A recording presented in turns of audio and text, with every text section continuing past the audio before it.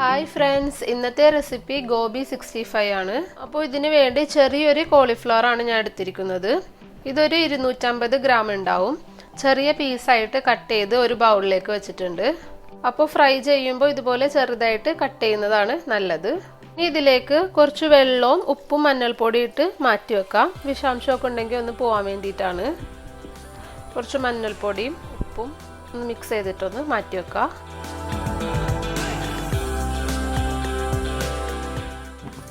ഇനി കോളിഫ്ലവർ ഒന്ന് നന്നായിട്ട് കഴുകിയെടുക്കാം. ഇനി കോളിഫ്ലവർ വേവിച്ചെടുക്കാം. ഒരു പാനിൽ കുറച്ച് വെള്ളം ഒഴിച്ച് ആവശ്യത്തിനുള്ള ഉപ്പ് ഇട്ട് കൊടുക്കാം. അപ്പോൾ വെള്ളം നന്നായിട്ട് തിളക്കുന്നുണ്ട്. ഇനി ഇതിലേക്ക് കോളിഫ്ലവർ ഇട്ട് കൊടുക്കാം. ഇനി ഈ കോളിഫ്ലവർ 2-3 മിനിറ്റ് ഒന്ന് കുക്ക് ചെയ്താൽ മതി. അധികം കുക്കായി പോവരുത്. 2-3 മിനിറ്റ് ഒന്ന് കുക്ക് ചെയ്തിട്ട് ഫ്ലെയിം ഓഫ് ചെയ്യാം. ഇപ്പോൾ 3-4 മിനിറ്റ് ആയിട്ടുണ്ട്. ഇനി ഫ്ലെയിം ഓഫ് ചെയ്യാം. ഇനി ഒരു ബൗൾ എടുക്കുക. ഇതിലേക്ക് 1 ടേബിൾ സ്പൂൺ കോൺഫ്ലോർ പൗഡർ ഇട്ട് കൊടുക്കുക.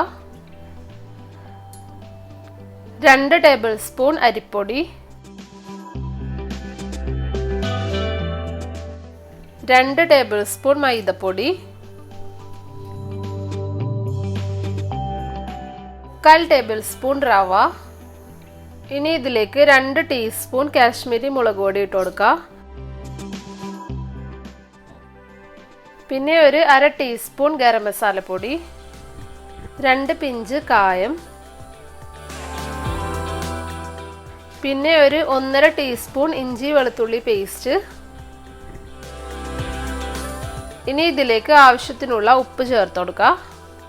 കുറച്ച് വേപ്പില പൊടിയായിട്ട് അരിഞ്ഞത്, അതുപോലെ കുറച്ച് മല്ലിയില പൊടിയായിട്ട് അരിഞ്ഞത്, 1 ടേബിൾ സ്പൂൺ ലെമൺ ജ്യൂസ്.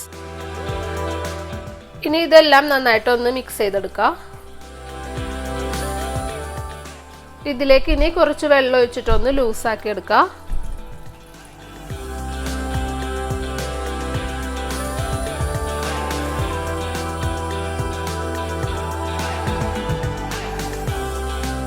അധികം ലൂസ് ആവരുത്, ഇതുപോലെ ആയാൽ മതി.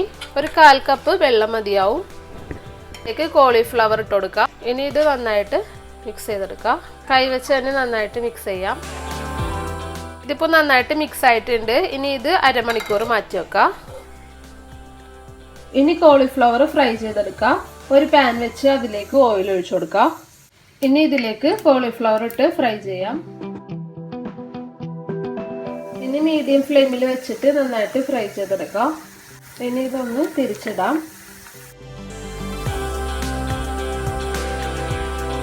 ഇതിലേക്ക് ഇനി കുറച്ച് വേപ്പില കൂടി ഇട്ട് കൊടുക്കാം.